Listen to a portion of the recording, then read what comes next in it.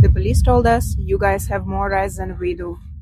Hi, I'm Dasha from Russia, and this is my next video explaining the reasons why I'm leaving Spain after 7 years.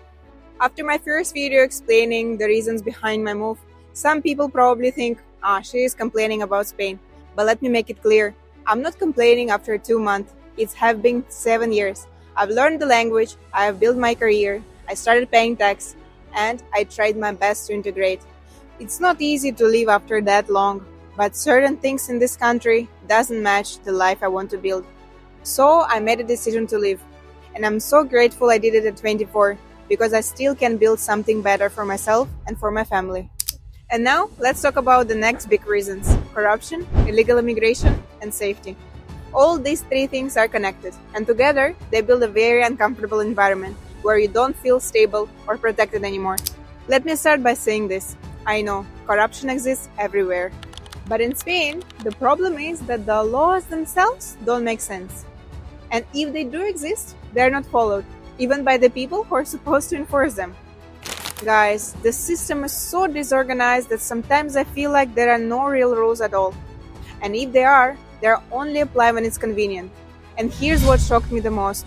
The laws are not in favor of good people. They're in favor of people who know how to exploit the system.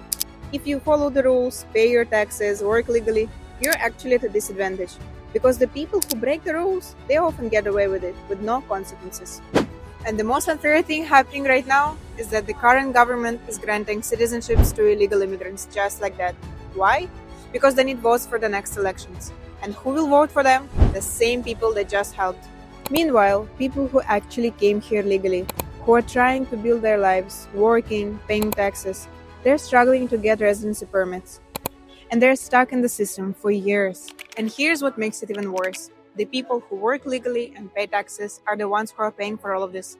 Our taxes are being used to provide benefits for illegal immigrants. So the government is getting votes with our money.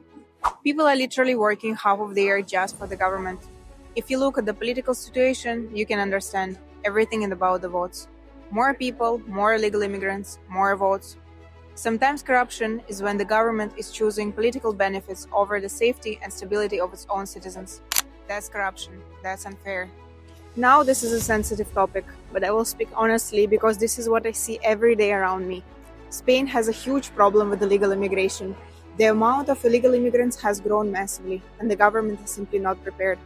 The system is uncontrolled, unstructured, and honestly, very chaotic.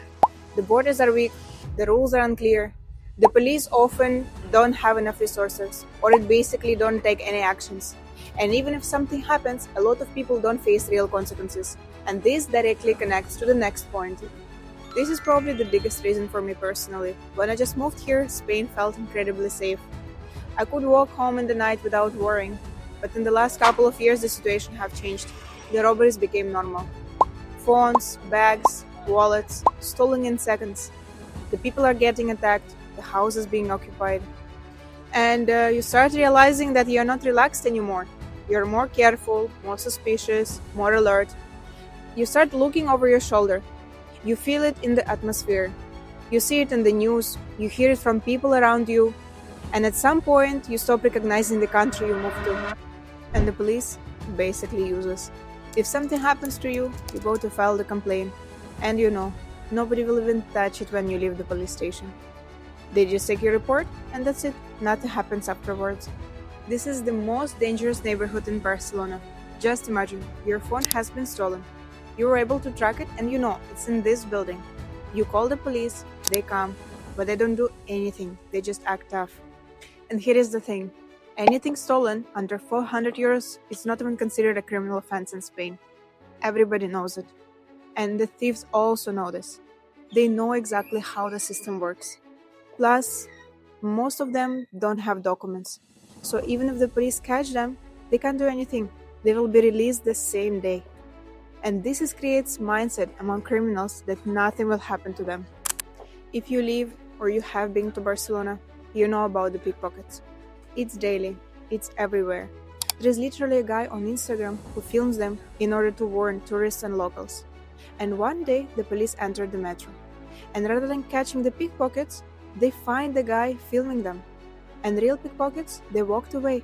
How does that make any sense? Also, there are neighborhoods in Barcelona, like Raval, right in the middle of the city, which have become super unsafe. And what's happening right now is that a lot of illegal immigrants, they have built their own city within Barcelona. They're not trying to integrate or become a part of the society. They're just living in their own bubble. And the ironic part, they're still complaining about the life here. And right now, I hope you understand who should actually be complaining. All of this creates an environment where you don't feel stable or protected. Here, I don't feel secure about my future. I don't want to live in a place where criminals feel more protected than people who actually contribute to the society. If you combine corruption, illegal immigration, and very weak safety laws, you get a country where a lot of people slowly lose trust in the system. Spain gave me a lot of good memories, and I will always appreciate that. But these issues are not things I can ignore anymore. I'm 24. I want a better future. I want more stability. I want to live in a place where I will feel protected. That's why I'm leaving. If this resonated with you, or you had similar experiences anywhere in the world, let me know in the comments. I would love to hear your stories. Thanks for watching, and I will see you in the next one.